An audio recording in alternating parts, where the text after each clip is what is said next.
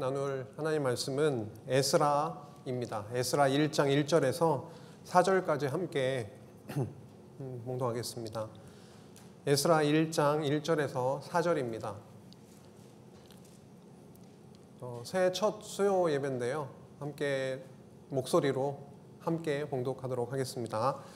바사왕 고레스 원년에 여호와께서 예레미야의 입을 통하여 하신 말씀을 이루게 하시려고 바사왕 고레스의 마음을 감동시키심에 그가 온 나라에 공포도 하고 조서도 내려 이르되 바사왕 고레스는 말하노니 하늘의 하나님 여호와께서 세상 모든 나라를 내게 주셨고 나에게 명령하사 유다 예루살렘의 성전을 건축하라 하셨나니 이스라엘의 하나님은 참 신이시라. 너희 중에 그의 백성된 자는 다 유다 예루살렘으로 올라가서 이스라엘의 하나님 여호와의 성전을 건축하라. 그는 예루살렘에 계신 하나님이시라.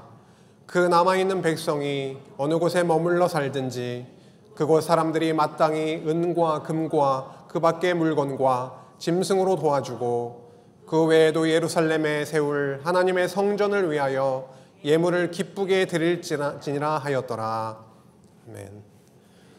오늘 이 말씀 1장 1절부터 4절 말씀만 읽어도 저희들의 양식을 삼고도 남겠습니다.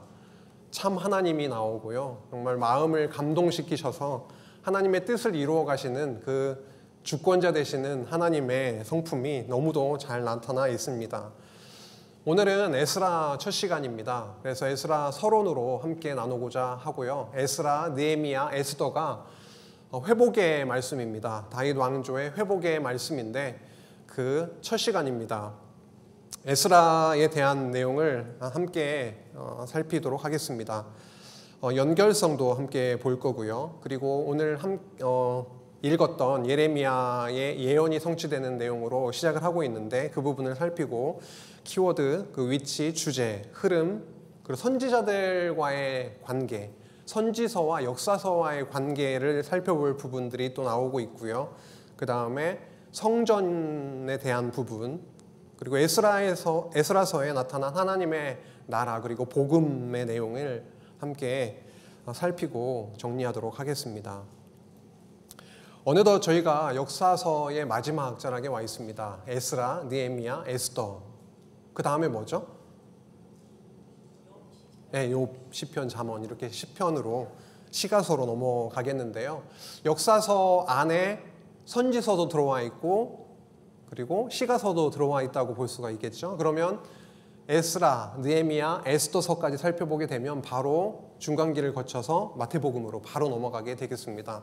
예수 그리스도의 이 땅의 나심 사건으로 넘어가게 되는 것이죠. 그런 차원에서 에스라서를 통해서 어떻게 하나님이 다윗 왕조를 다시금 회복시키시는가, 왜 성전을 재건케 하시는가, 그 의미들을 살펴나가면 앞으로 진짜 성전으로 오실 예수님을 또 바라보게 되면서 결국 하나님이 어떠하신 분이신지 저희가 본문을 통해서 확인하게 되겠습니다.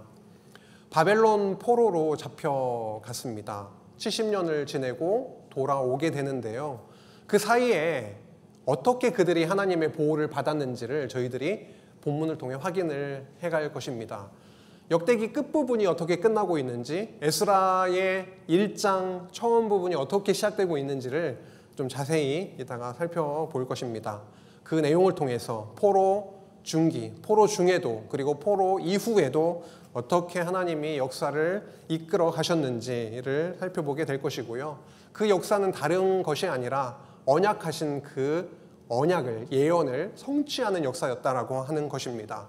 그래서 그 내용을 살펴보므로 하나님이 정말 살아계시는구나, 그리고 하나님은 어떠한 분이심을 저희들이 더 구체적으로 확인해 갈 것입니다. 그래서 언약하신 나라를 회복하시는 역사였고요.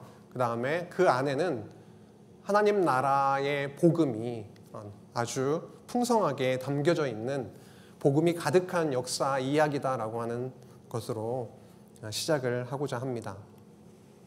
먼저 역대기와의 연결성인데요. 역대하 36장 22절에서 23절 내용이 역대기 끝부분에 바사왕 고레스 원년에 이렇게 시작을 하고 있거든요. 에스라 1장 1절에서 4절 말씀을 펴서 이게 끝나는 부분, 시작되는 부분이니까 눈으로 왔다 갔다 하면서 이제 저희들이 확인을 할 수가 있겠습니다. 그래서 스크린으로 확인을 하시면 되겠는데요. 굉장히 유사하게 합니다. 한글로 봤을 때는 약간 다른 부분이 있는 것처럼 보이는데요. 히브리어로 확인을 해보니까 전혀 차이가 없음을 또 확인하게 됐습니다. 우선 내용을 한번 보시겠습니다. 봉독한 내용이긴 하지만 중요한 내용이기 때문에 한번 더 보겠습니다. 바사왕 고레스 원년에 여호와께서, 주어가 나옵니다. 여호와께서 그렇게 하셨다라는 거고요. 예레미야의 입을 통하여 하신 말씀, 하나님께서, 여호와께서 선지자 예레미야의 입을 통해서 선포케 하셨던 그 예언의 말씀을 어떻게 하시려고요? 이제 이루게 하시려고 바사왕 고레스의 마음을 감동시키심에, 마음을 영어로 표현을 보니까 이렇게 휘저어놨다, stir라고 하는 단어를 쓰고 있는 거 보면 하나님께서 고레스 왕의 마음을 완전히 사로잡으셔서 이렇게 움직이시는 그런 느낌을 받을 수가 있습니다. 바사왕 고레스의 마음을 감동시키셔서, 이게 자체적인 고레스가 먹은 마음이 아니라 여호와께서 주신 마음으로 결국은 이렇게 선포하게 하십니다. 그가 온 나라에 공포도 하고 조서도 내려 이르되 라고 합니다. 이 내용을, 이게 히브리어인데요, 무슨 내용인지 전혀 모르셔도 되고요.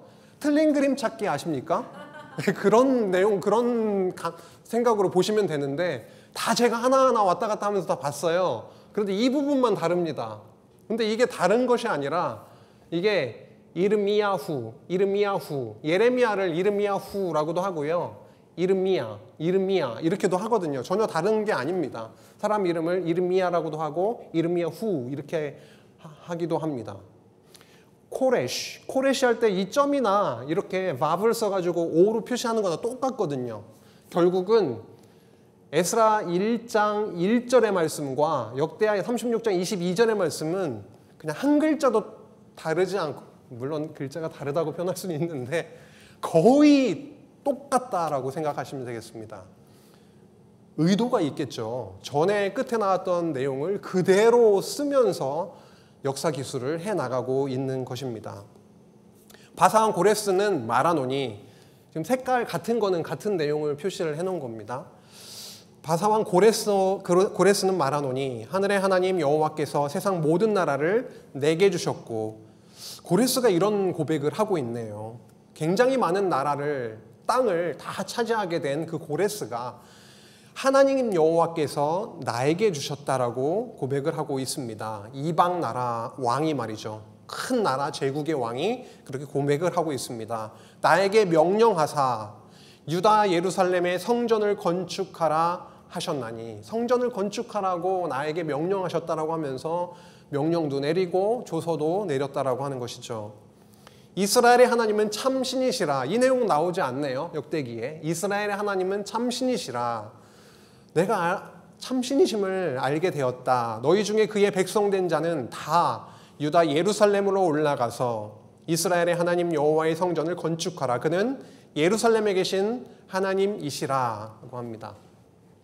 너희 하나님 여호와께서 함께 하시기를 원하노라. 이 내용을 예루살렘에 계신 하나님이시다라고 하는 걸로 봤을 때 에스라서 처음 시작은 강조하는 부분이 뭐냐면 어느 곳에 성전을 세워야 하는지에 대한 부분을 두 번 예루살렘이라고 강조를 하고 있고요. 구체적으로 하고 있고, 그 다음에 이스라엘의 하나님 여호와의 성전을 건축하라고 하는 것을 두 번 반복을 하고 있음을 볼 수가 있겠습니다. 그렇죠? 바로 직전에 한 번 나왔었고 그 다음에 나오고 있습니다. 구체적으로 예루살렘에, 그리고 이스라엘의 하나님 여호와의 성전을 건축하라라고 선포를 하고 있음을 보게 됩니다. 역대기 끝과 에스라 처음 시작이 너무도 흡사하고 연결되고 있음을 저희들이 알게 됩니다. 예레미야의 예언을 이루게 하시려고 이렇게 시작을 하고 있습니다. 예레미야는 어떤 예언을 도대체 했길래, 그리고 무엇을 어떻게 성취하게 하시려고, 이런 내용을 좀 확인하고자 합니다. 에스라 1장 1절에서 저희들이 확인했듯이 예레미야의 입을 통하여 하신 말씀, 그 예언의 말씀을 이루게 하시려고 라고 합니다. 어떤 예언일까요?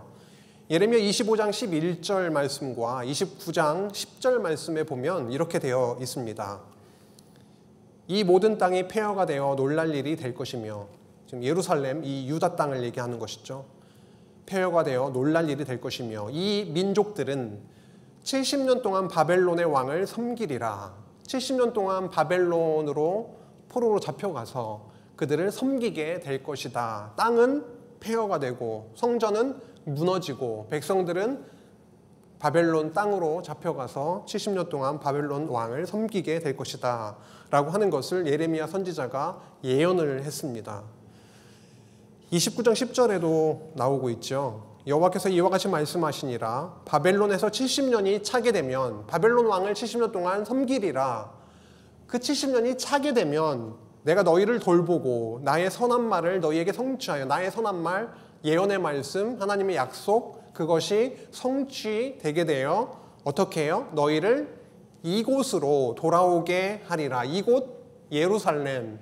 그래서 에스라 같은 경우에는 1장 1절에서 그 4절 사이에 예루살렘 그리고 거기에 성전을 세우라고 했다라고 하는 부분을 적시하고 있음을 보게 됩니다. 그래서 이 내용을 성취하게 하시려고, 그래서 에스라 1장 1절에 3절 말씀 저희가 방금 확인했듯이 그렇게 성취해 주시려고 고레스의 마음을 감동시키셔서 공포도 하고 조서를 내리게 했다라고 말씀합니다. 근데 저희가 70년이라고 하는 그 예언의 말씀이 있잖아요. 70년. 70년은 설명을 좀 해야 되겠죠. 어떻게, 언제부터 언제까지가 70년이냐, 이렇게 구체적으로 좀 확인을 해야 될 것입니다. 혹시 알고 계십니까? 알고 계실 텐데 모르는 채 하시는 거죠. 두 가지로 설명이 가능하더라고요.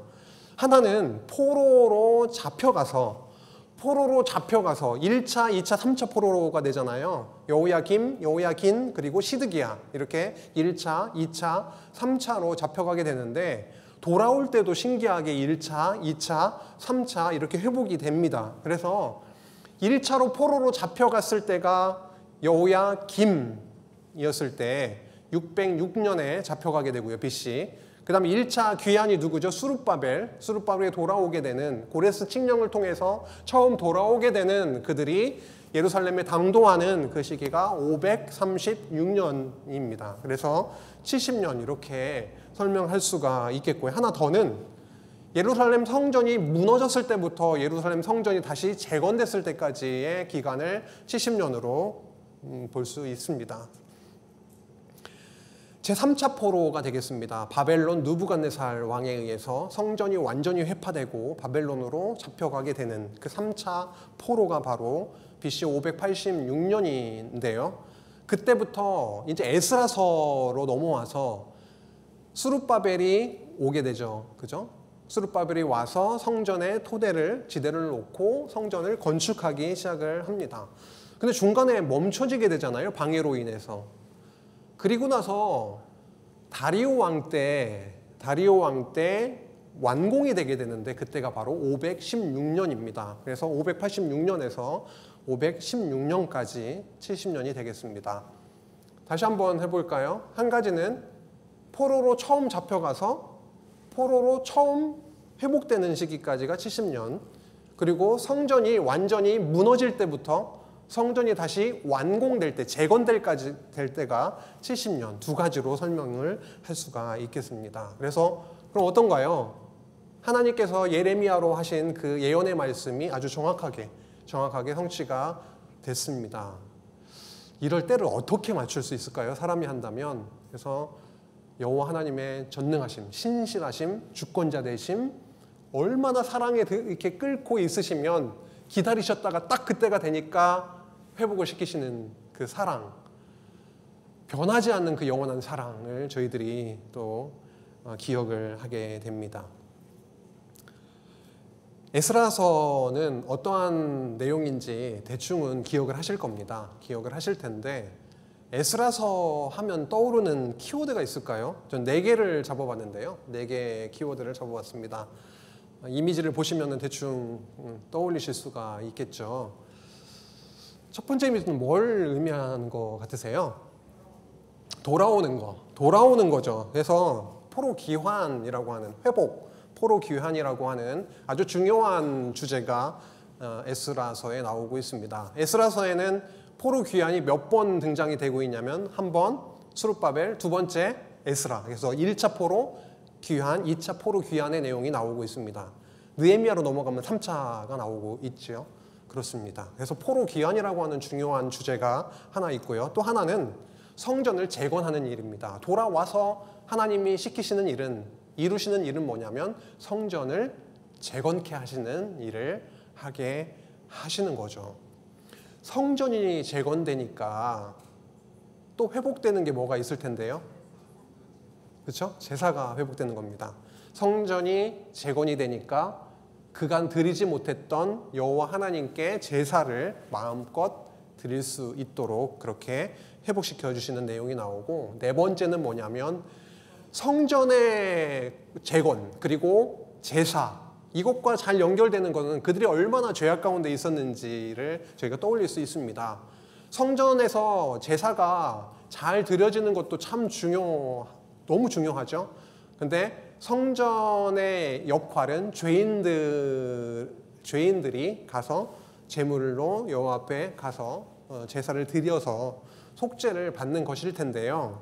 결국 율법 앞에서 얼마나 죄인인지를 발견케 하시고, 그리고 그들을 어떻게 해요? 이방 민족들하고는 구별되게 그렇게 성별해 나가시는 내용이 나오고 있습니다. 이방 민족들과 구별하는, 거룩하게 구별해내시는 내용이 에스라서에도 나오고 있고요. 느헤미야에서도 아주 중요한 주제로 그렇게 다루어지고 있음을 저희들이 확인하게 됩니다. 그래서 에스라서의 키워드 4가지 뭐뭐가 있다고요? 네, 제사회복, 성별, 이렇게 이게 전체 내용이거든요. 이게 전체 흐름입니다. 어떻게 보면 그렇습니다. 다음으로 에스라서가 그러면 성경의 어느 부분에 위치해 있는지를 저희들이 확인을 하고 넘어가도록 하겠습니다. 저희가 너무 잘 아는 내용이죠. 창세기 1장 28절에 하나님 나라에 대해서 언약을 해주십니다. 언약을 해주시죠. 창세기 1장 28절 암송하면 너무 좋은데요. 한번 읽어보겠습니다. 함께 읽을까요? 시작. 하나님이 그들에게 복을 주시며 하나님이 그들에게 이르시되 생육하고 번성하여 땅에 충만하라. 땅을 정복하라. 바다의 물고기와 하늘의 새와 땅에 움직이는 모든 생물을 다스리라 하시니라 라고 복을 주시며 언약을 해주셨습니다. 그렇게 하나님 나라에 대해서 관한 언약을 세우시고, 특별히 1장에서 3장 사이에 하나님의 나라에 대한 복음이 아라리 이렇게 집약되어 있었죠. 확인한 바가 있었었고요.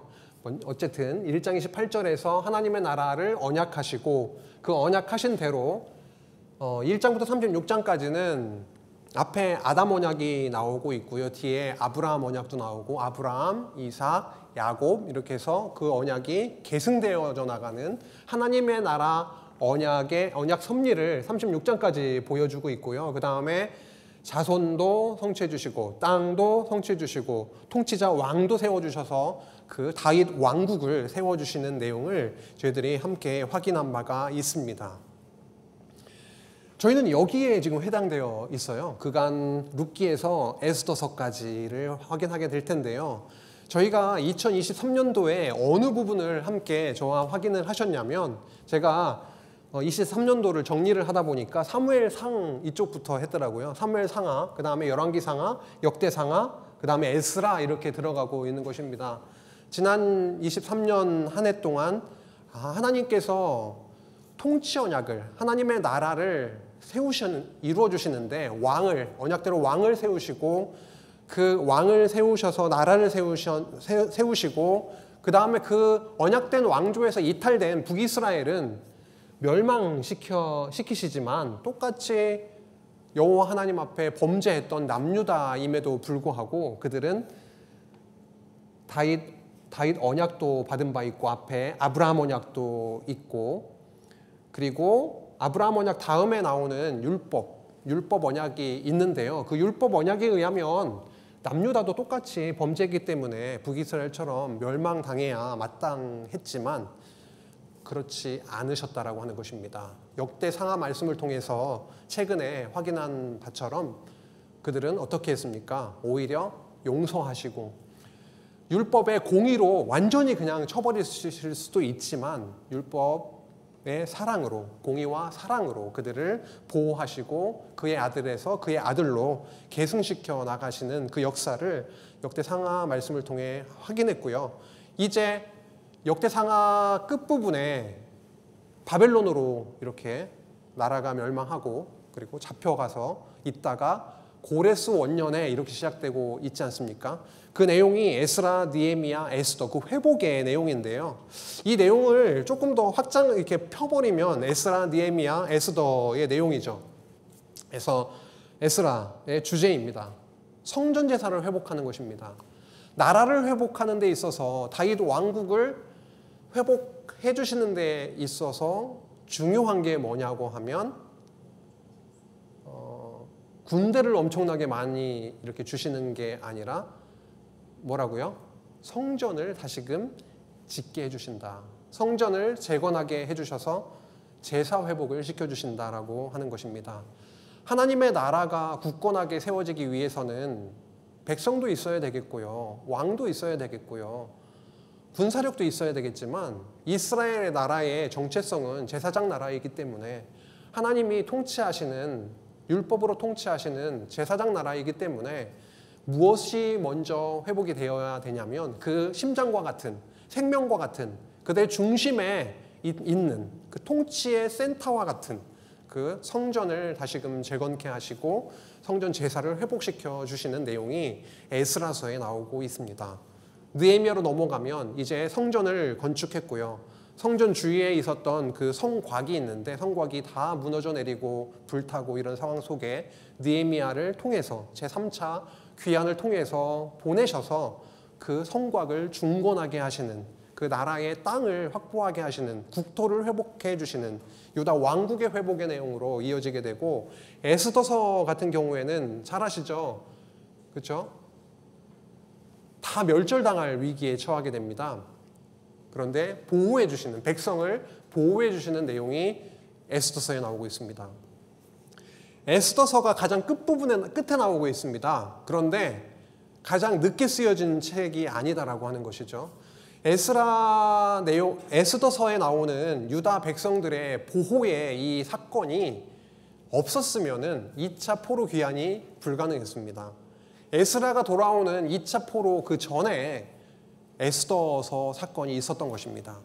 그래서 포로 가운데 전멸당할 위기에 있었지만 그들을 보호하시고 2차 포로 귀환을 시켜주시고 또 3차 포로 귀환을 시켜주셔서 다윗 왕조를 회복해 주시는 내용. 그래서 에스라서는 그 중에 성전 제사를 회복해 주시는 내용이 되겠습니다.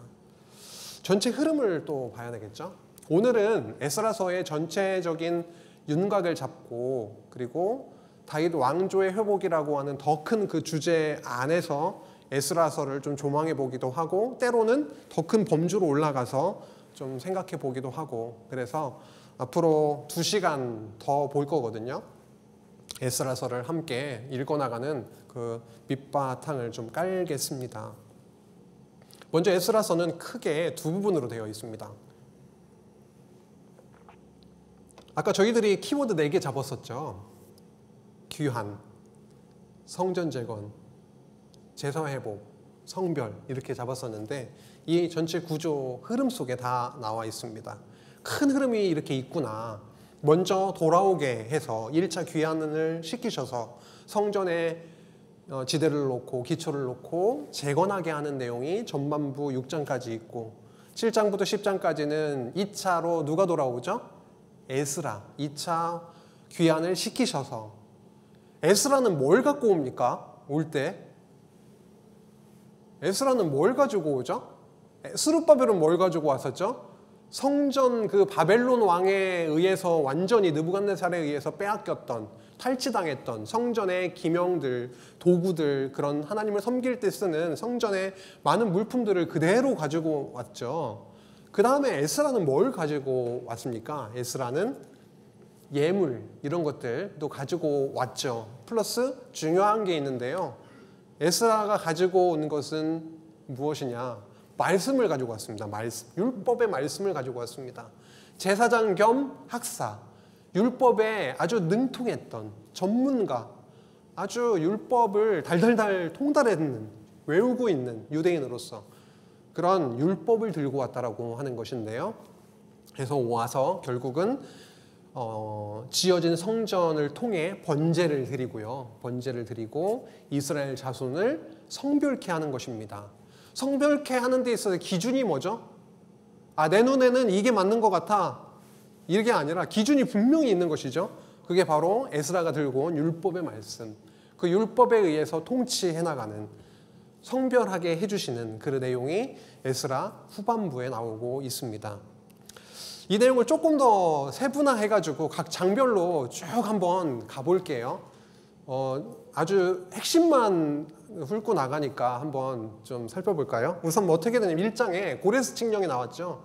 갑자기 고레스 원년에 고레스가 칙령을 내려서 하나님의 여호와의 백성들은 다 예루살렘으로 가서 성전을 건축하라라고 하는 명령을 내렸고요. 그래서 1차로 귀환하게 됩니다. 1차 수룹바벨을 중심으로 해서 귀환을 하게 되죠. 그 다음에 2장에 나오는 내용은 귀환한 사람들의 명단이 나오게 되는 거죠. 명단이 쫙 나오고 있습니다. 이제 한번 넘겨보시면서 보시면 되는데 2장 끝부분에 보면 몇 명이 왔다고 하면 42,360명이라고 명수까지 정확하게 밝혀주고 있음을 보게 됩니다. 62절에 나오죠. 2장 62절에 보면 42,360명이었다라고 밝혀주고 있습니다. 몇 퍼센트 정도 돌아왔을 것 같습니까? 42,360명이라고 하면 2차로 또 귀환이 되죠. 근데 1,700 몇 명이 돌아오게 되는데 그거 합하면 한 5만 명 정도 돌아왔다라고 생각을 대략적으로 한다면 몇 퍼센트 정도 돌아왔을 거라는 생각을 하십니까? 근데 역사에 정확한 기록이 없대요. 이게 그 당시에 얼마나 유대인들의 규모로 바벨론에 살았던 유대인들이 몇만 명이다 이런 정확한 기록이 없어서 역사학자들이나 뭐 많은 그 성경 신학자들이 나름대로 추산해보고 뭐 이런 게 있었는데요. 뭐 20만 명이다, 뭐 50만 명이다, 혹자는 뭐 200만 명이다, 뭐 이런 식으로 그렇게 얘기를 하고 있는데요. 20만 명으로 아주 그냥 낮게 잡아줘도 몇 퍼센트입니까? 5만 명이면 25%. 그렇죠? 50만 명으로 잡으면요, 10%. 그래서 아주 여호와 하나님께서 우리는 70년 후에는 예루살렘으로 돌아가고 싶어요. 막 날짜를 세면서 막 한 해가 가면 이렇게 긋고요. 이러면서 70년을 기다리고 70년이 차가지고 이제 돌아가라고 명령이 떨어지니 너무 좋습니다. 예루살렘으로 가겠습니다. 다 막 이렇게 들고 일어나가지고 갔던 것은 아니었다라고 하는 것입니다. 선택된 자, 남은 자들만 하나님의 감동, 하나님께서 마음을 움직이셔서 올라가고자 하는, 성전을 사모하고 이스라엘 그 가나안 땅, 약속의 땅을 사모하는 마음을 주신 자들만 올라갔다라고 하는 것입니다. 선택된 자들이 있다라고 하는 것이죠. 그래서 42,360명이 이제 올라오게 되었고요. 그 다음에 돌아와서 하게 되는 일은 뭐냐면 성전 건축을 시작하는 일입니다. 3장 처음에 보면 초막절 7째 달에 모여서 초막절을 지키면서 번제를 드리는, 아주 중요한 거죠. 아직 성전이 건축되진 않았지만 제단을 먼저 구축을 하고 제사를 드리는 그런 내용이 나오면서 2년 둘째 달에 비로소 성전 건축을 시작을 하게 됩니다. 성전을 건축하는 일은 선한 일인가요? 아주 좋은 일인가요? 너무 좋은 일이죠. 성전 건축하는 거야말로 너무 귀한 일 아닙니까? 이스라엘 백성들 예루살렘에 돌아와서 하고자 하는 가장 시급하고 가장 중요한 일이 뭡니까? 성전을 건축하는, 재건하는 일이죠. 그 일이 막혀서 해야 되겠습니까? 그 일이 방해받아서 해야 될까요? 이런 질문을 하는 것조차가 이상한 건데 어떻게 보면요. 하나님은 하나님의 집, 여호와의 집이 성전인데요. 성전이 건축되는, 재건되는 일에도 브레이크를 거시더라라고 하는 것을 에스라 말씀을 통해서 저희들이 확인을 하게 됩니다.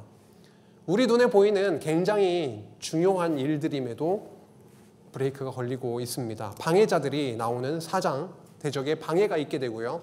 성전 공사가 중단되게 됩니다. 뇌물을 줘서 방해를 하기도 하고요. 그렇죠? 다리오 왕에 이르기까지 중단되게 됩니다. 중단되니까 그들의 마음은 어땠을까요? 뭐 초기에는 마음이 아팠겠죠, 당연히. 그런데 시간이 더 지나면 어떻게 되죠? 그냥 적응해서 사는 거죠, 뭐. 성전이 뭐 있든 없든 자기의 삶을 중심으로 해서 살아갔습니다. 어떻게 돼야 될까요? 이런 상황이 계속되면 안 되겠죠. 하나님의 어떤 방법들이 있는데요. 그 중요한 성전을 다시 재건하게 하시는, 다시 그 재건 공사가 이어지게 하시는 방법이 뭐였냐면 선지자를 보내서 그들에게 말씀을 선포케 하는 것이었습니다.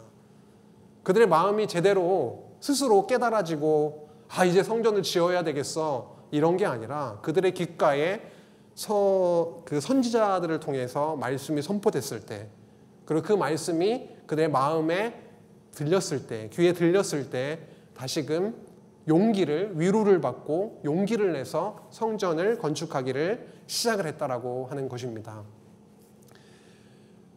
북이스라엘 남유다 그 시대 때에는 선지자들을 막 보내가지고 예언을 하게 해도 어떻게 됐죠? 듣지 않았죠.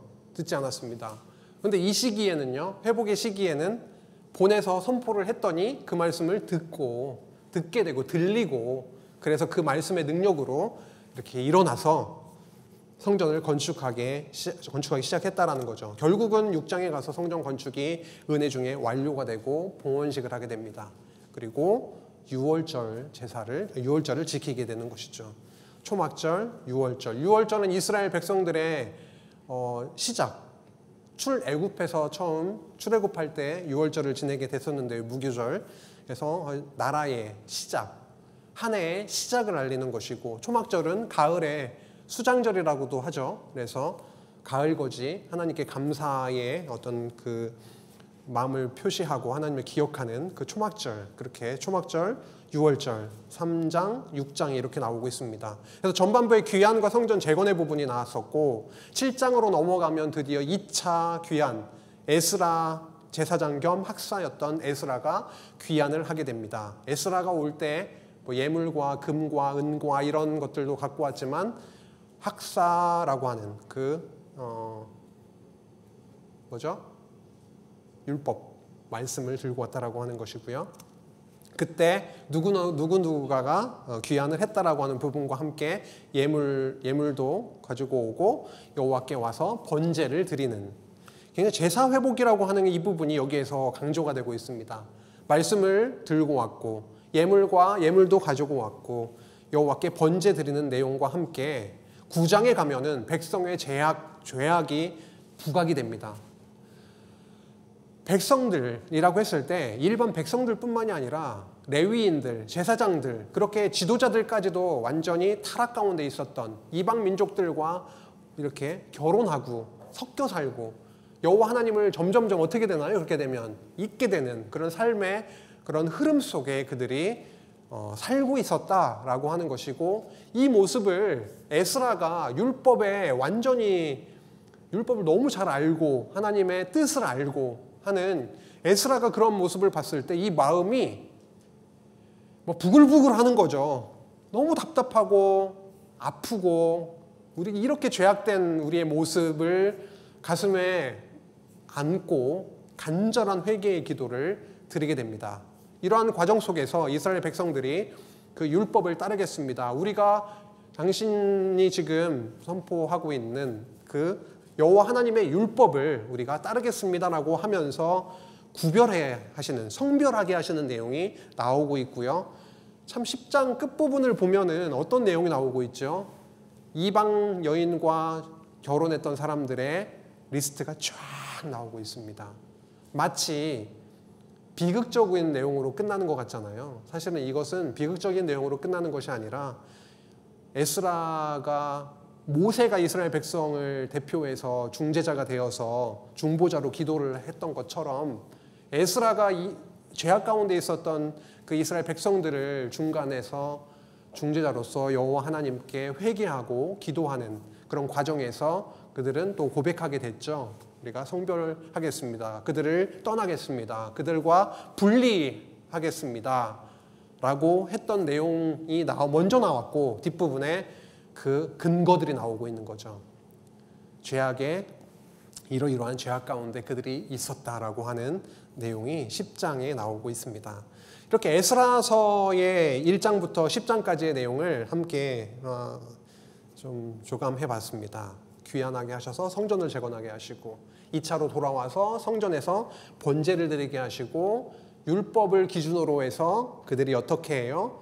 회개하며 성별하게 하시는 그것이 바로 참 회복의 길로 가게 되는 것이잖아요. 여호와 하나님께 떠났던 그들이 여호와 하나님 앞에 나오게 하심, 그들이 얼마나 죄인인지를 깨닫게 하고 성전으로 나와서 죄사하게 하고 이제는 여호와 하나님만 따르겠습니다라고 하는 마음의 결단을 하게 하셔서 나아가게 하시는, 구별되게 하시는 성별의 내용으로 이렇게 끝나고 있습니다.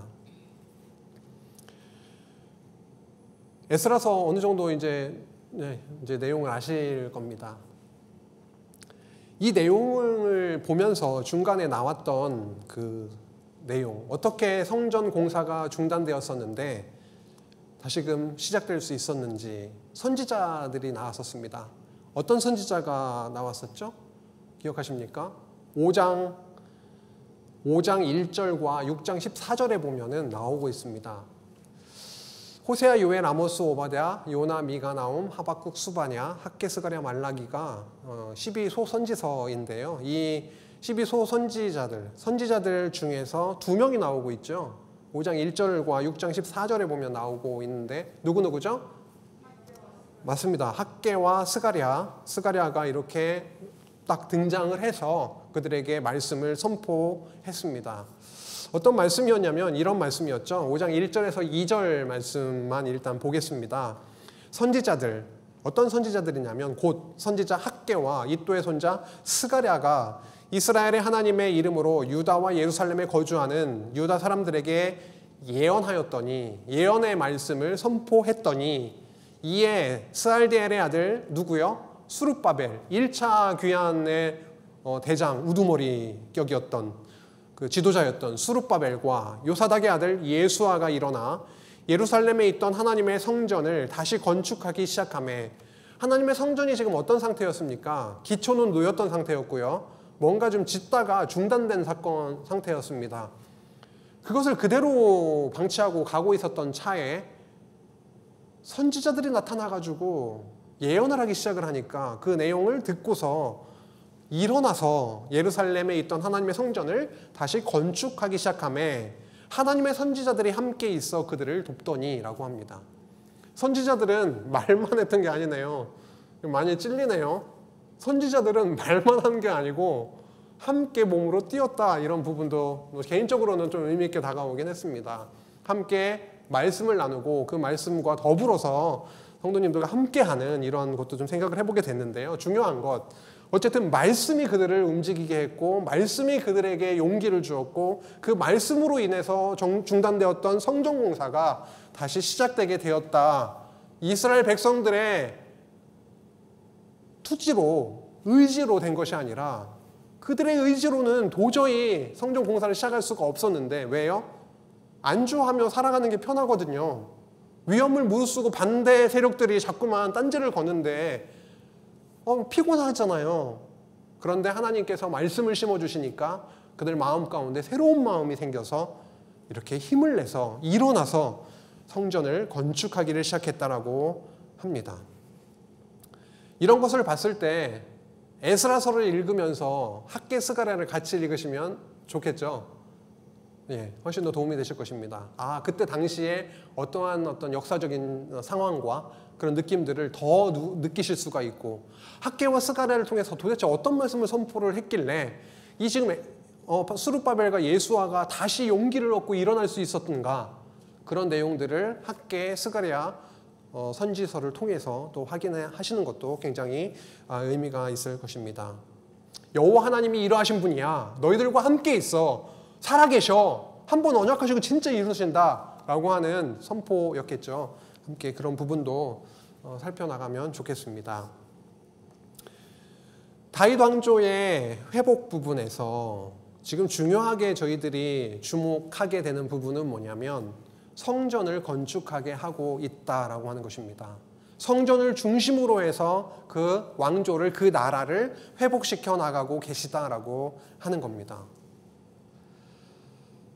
이스라엘 역사서를 저희들이 확인하고 있으니까요. 역사서의 끝자락에 와 있긴 하지만 그 역사의 전체적인 흐름은 하나님이 나라를, 하나님께서 통치하시는 그 하나님의 나라를 세우시겠다라고 하는 언약으로부터 시작을 해서 그게 아담 언약이라고 한다면, 실체적인 언약 혹은 원형적인 언약이라고 한다면 그 언약을 아브라함에게도 이렇게 세우시고 그 언약을 이루어 가시는 방식이 율법 언약에 나타나 있을 텐데요. 지금 부의표되어 있는 것은 어떠한 걸 의미할 것 같습니까? 성전 재건하고 성전하고 관련된 부분을 표시를 해본 것입니다. 아담 언약 가운데 성전과 관련되어 있는 내용이 나오나요? 죽음과 살리심, 정죄와 사죄, 이런 내용이 아담 언약에서 나오고 있나요? 그렇죠. 아담 언약을 저희들은 창세기 1장 28절 그 부분도 보고 있지만 선악과 그리고 생명과 언약, 그 율법 언약을 함께 정리한 바 있습니다. 그래서 죽이시고 살리심이라고 하는 그 내용이 아담 언약에도, 그 성전의 개념이 아담 언약에도 포함되어 있었습니다. 여기에 이제 붙박여 있는 거죠. 그것이 그대로 하나님 나라 언약과 아브라함 언약과 율법 언약으로 구체적으로 이렇게 나오게 되면서 이것은 율법의 공의와 사랑의 언약이죠. 그렇죠? 제사장 나라를 율법 언약으로, 율법으로 통치해 나가시는데, 통치의 구체적인 모습을 보면은 율법을 통해 공의로 심판하시기도 하고 그 율법을 통해서 사랑으로 용서하시기도 하는 그 성전의 개념이 율법 언약 가운데 분명히 핵심적으로 들어가 있고요. 다윗 언약 가운데에서도 그 성전이 있었나요? 아들, 너의 뒤에 나오는 너의 씨로, 너의 아들을 통해서 내가 나의 집, 여호와의 집을 지어서 다윗 왕조를 영원히 견고케 해주시겠다라고 하는 것입니다. 그 흐름과 그 성취를 저희들은 역대 상하를 통해서 확인했고 지금 에스라, 느헤미야, 에스더를 통해서 확인해 나갈 것입니다. 성전이 있었다라고 하는 것입니다. 다윗 언약에도. 새 언약은요? 새 언약은 예레미야 31장 31절에서 34절이죠. 31장 34절에 보면 너희들의 죄악을 내가 용서하겠고 다시는 기억치 않겠다라고 하십니다. 어떻게 않을 수 있죠? 내가 성전을 통해서. 새 언약쯤 가면은 이제 더 뭘 바라보게 하시냐면 이제 이 십자가를 바라보게 하는 것입니다. 너희들은 죄악된 자들인데 참 성전 대신 그리스도를 보내셔서 이제는 내가 너희의 죄악을 완전히 사해 주겠다라고 하는 그 언약을 하신 거죠. 이 시점이 뭔 시점이죠? 에스라 이 시점에서 성전 재건에 대한, 성전 회복과 제사 회복에 대한 말씀을 지금 선포하고 있습니다. 에스라서를 통해서요. 이게 무슨 의미일까요? 성전 재건과 성전 제사 회복이라고 하는 것. 그들은 제사장 나라였고요. 그 제사장 나라로서 성전을 다시금 회복해 주시고 성전을 통해서 율법의 사랑, 은혜를, 용서를 실현해 나가시겠다라고 하는 것이고 더 나아가서 그것은 참 성전 되신 예수 그리스도를 통해서 완전 내가 실체적으로 이루어 주시겠다라고 하는 말씀을 에스라 내용을 통해서 저희가 확인을 하게 될 것입니다. 성전과 하나님의 나라는 분리할 수가 없습니다. 하나님의 나라를 이루시는 그런 과정에서 성전 없이는 가능하지가 않습니다. 성전 없이는 다 죽임 당할 수밖에 없죠. 다 죄인이니까요. 성전에서 핏부림이 있고 제사가 드려짐을 통해서 거룩하지 못했던 그 이스라엘 백성들이 성민, 거룩한 백성이 되는 것이기 때문에 성전은 너무도 중요합니다. 그래서 에스라서는 성전을 회복하는 것이고 성전 제사를 회복해 주시는 내용이기 때문에 하나님 나라에 대한 내용이 들어있을까요? 관련이 있는 내용이 있을까요? 당연히 있습니다. 모든 성경 안에는 하나님의 나라에 대한 내용이 있을까요? 당연히 있습니다. 에스라서에 나타난 하나님의 나라를 좀 몇 가지 포인트로 좀 구분해서 좀 살펴볼까요? 하나님의 나라는 언약대로 세워지는 나라입니다. 하나님의 나라를 위한 성전의 회복과 성전 재건은 언약대로 되는 것입니다. 때가 되매 고레스 왕의 마음을 움직이셔서 감동하게 하셔서 예루살렘으로 돌아가서 성전을 건축하라 하신 하나님은 바로 누구의 언약의 예언의 말씀을 이루시기 위함이었습니까? 예레미야 선지자의 70년이 차면 내가 바벨론 왕을 70년 동안 섬기다가 이제 차면은 다시금 회복시키시겠다라고 하셨는데 결국은 언약대로 그 나라는 이루어지고 세워지는 나라입니다. 사람의 힘으로 세우는 나라가 아닙니다. 이 교회는 예수 그리스도의 피로 사신 교회이고 구약의 교회, 구약의 하나님의 통치하시는 다윗 왕국 그리고 다윗 왕조 이런 나라는 육적인 나라이긴 하지만요. 모형적인 나라이긴 하지만 그 나라는 사람의 힘으로 세우는 나라가 아니라 여호와 하나님의 은혜로 하나님의 능력으로 세워지는 나라임을 확인하게 하십니다. 어떻게 이거를 좀 근거를 갖다 댈 수 있을까요? 에스라서에서 여호와 하나님이 내가 세운다 이 나라를 내가 회복시키신다 내가 회복하게 한다라고 하는 것을 보여주시는 그 단적인 예가 뭐가 있을까요? 수월하게 진행이 됐나요? 막으셨죠. 인간들이 그렇게 막 열심히 한번 해보겠다 해서 시작을 했는데 막으십니다. 너희들의 힘으로는 안 된다라고 하십니다. 거기에 순응해서 그냥 좋은 게 좋은 거지 살아가고 있는 그들에게 말씀을 선포하게 하셔가지고 힘을 내게 해서 내가 세운다, 나의 능력으로, 나의 말씀의 능력으로 세운다라고 하는 것을 하나님의 나라는 말씀으로 세워지는 나라다라고 하는 것을 알려주십니다. 하나님의 나라는요, 성전 제사, 그 성전의 은혜와 기쁨으로 살아가는 나라입니다. 새해가 되니까요, 우리 아들들과 자녀들이 그 주머니가 두둑해지던가요? 조금 두둑해지는 것 같습니다.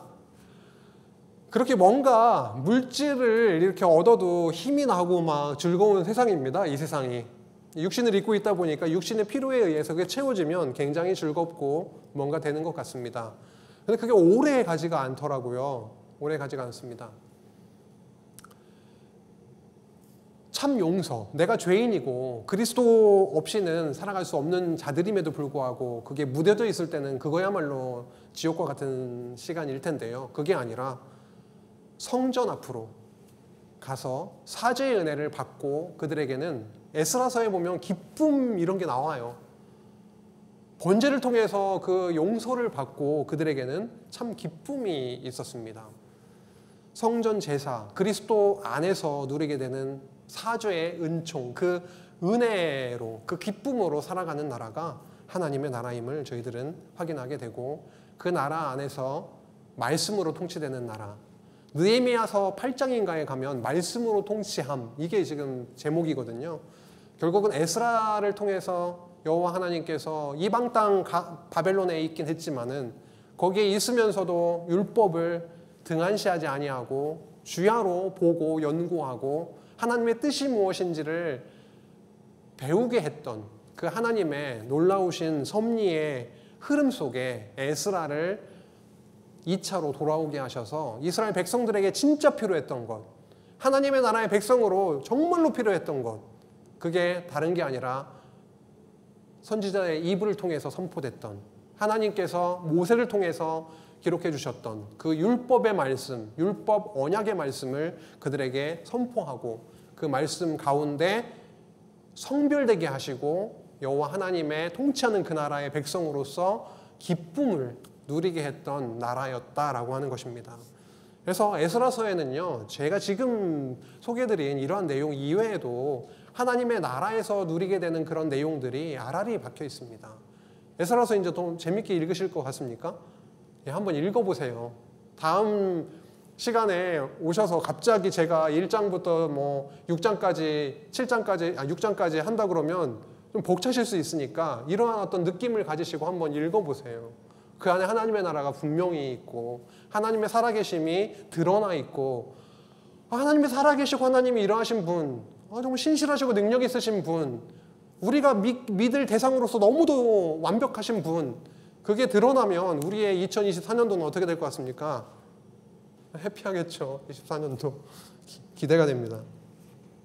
에스라서에는요, 하나님의 나라뿐만이 아니라 풍성한 복음이 들어 있습니다.